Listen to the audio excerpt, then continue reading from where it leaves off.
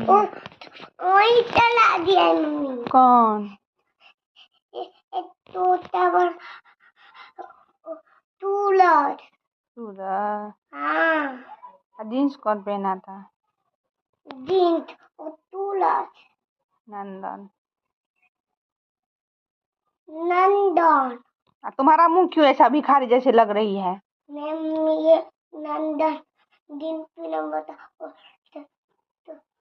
मसाल वाला तो पन्नी नहीं है और ये वाला मैंने कर लिया दिखाई दे रहा था नहीं दिखाई दे रहा था।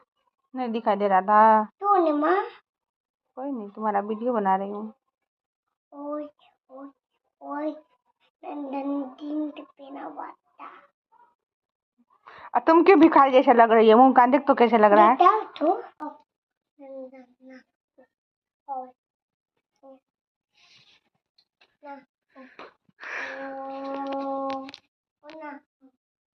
बोलो हेलो फ्रेंड।